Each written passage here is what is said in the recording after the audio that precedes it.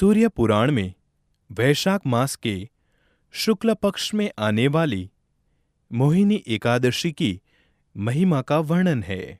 महाराज युधिष्ठिर ने भगवान श्री कृष्ण को पूछा, हे जनार्दन, वैशाख मास के शुक्ल पक्ष में आने वाली एकादशी का नाम क्या है? इस व्रत का पालन कैसे करें? इसे करने से क्या पुण्य प्राप्त होता है? कृपया आप विस्तार से कहिए। भगवान श्री कृष्ण ने कहा, हे धर्मपुत्र, ध्यान से सुनिए।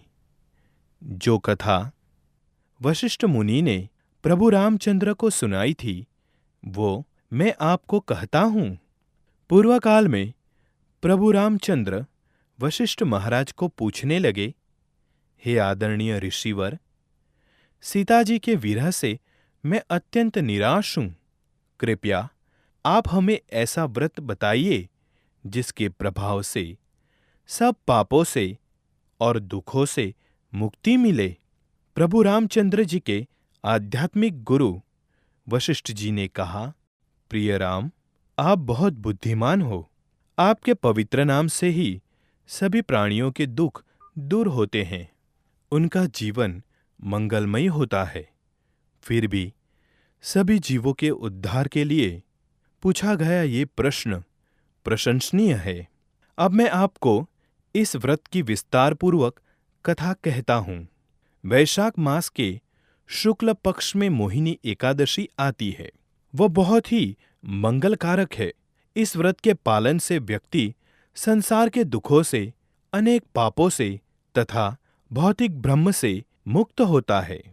प्राचीन काल में सरस्वती नदी के किनारे रम्य भद्रावती नामक राज्य था। द्रुतिमान नामक राजा वहां राज्य करता था। चंद्रवंश में जन्मा ये राजा सहिष्णु और सत्यवादी था। उसी शहर में धनपाल नामक एक वैश्य था, जो बहुत ही पुण्यवान वैष्णव था। जनहित हेतु उस भक्त धनपाल ने नगर में अनेक धर्मशाला, रुग्णालय, बड़े मार्ग, पाठशाला, बाजार और भगवान विष्णु के मंदिर की स्थापना की थी। पीने के पानी के कुएं, शुद्ध जल का तालाब तथा अन्य छन्न पूरे नगर में बनाए थे। इस प्रकार जन कल्याण के लिए अपने धन का उपयोग योग्य तरीके से करते हुए अपना नाम धनपाल सचमुच सार्थक किया। सबका हित चिंतने वाले, सबके ऊपर प्रेम रखने वाले इस वैष्णव के 5 पुत्र थे।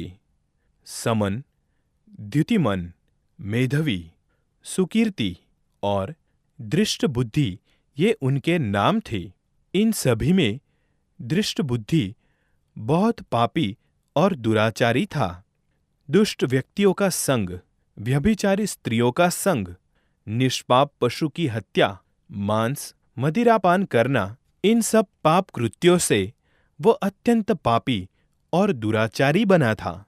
अपने परिवार के लिए वो कलंक था। देवता, ब्राह्मण, बुजुर्ग तथा अतिथियों को कभी आदर नहीं देता। सदा पाप करने में रत था।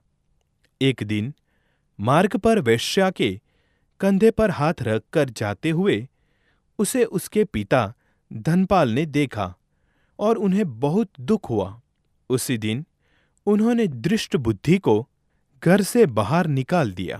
इसीलिए दृष्ट बुद्धि अपने माता पिता, भाई, रिश्तेदार और वैश्य समाज से अलग हुआ और हर एक के तिरस्कार का विषय बना।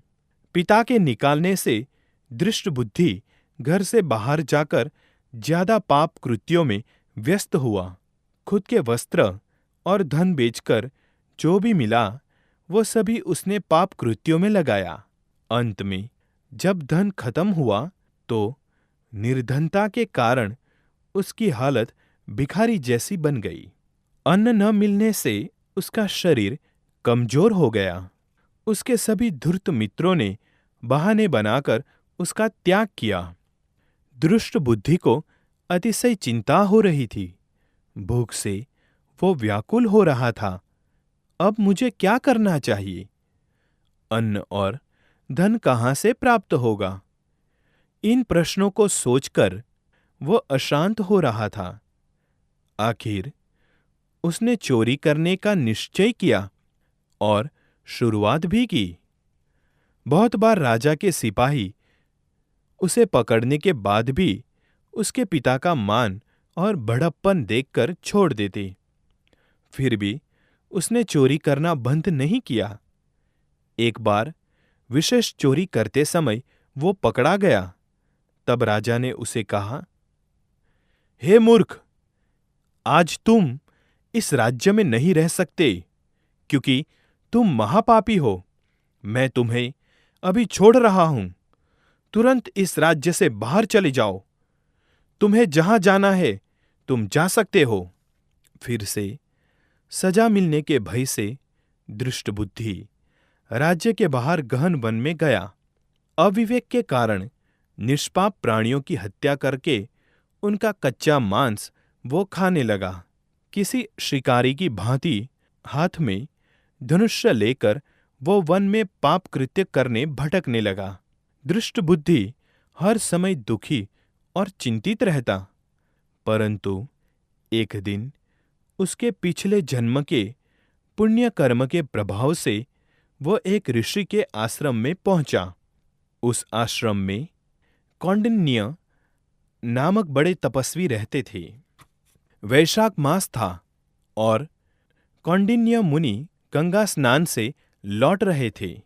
दुखों से परेशान दृष्ट बुद्धि ने अनजाने में ऋषि के वस्त्र से टपकते जल को स्पर्श किया और आश्चर्यम वो अपने सभी पापों से मुक्त हो गया। उसी समय उसने ऋषि को दंडवत प्रणाम करके विनम्रता से पूछा, हे ऋषिवर, मैं बहुत पापी व्यक्ति हूं। ऐसा कौन सा भी पाप नहीं है जो मैंने नहीं किया हो। कृपया ऐसा व्रत बताइए जिसके प्रभाव से मैं सभी पापों से मुक्त हो जाऊं। अपर्याद पाप कृत्यों के कारण मैं अपने कुटुंब से, मित्रों से, समाज से दूर हो गया हूं। साथ ही मैं मानसिक दुख के खाई में गिरा हूं।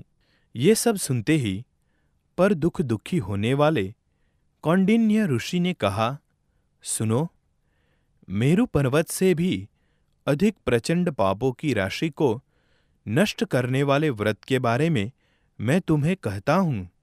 उस व्रत के पालन से कुछ ही क्षणों में तुम्हारा पापों का नाश हो जाएगा। वैशाख मास के शुक्ल पक्ष में आने वाली एकादशी का पालन करते ही तुम सभी पापों से मुक्त हो जाओगे। ऋषि के आदेश से दृष्ट बुद्धि ने इस व्रत का कठोर पालन किया।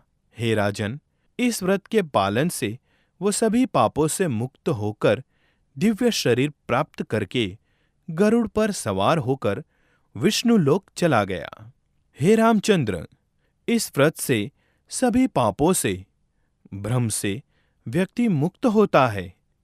इस व्रत से प्राप्त होने वाला फल तीर्थ में स्नान करने से अथवा यज्ञ करने से प्राप्त होने वाले से भी श्रेष्ठ है।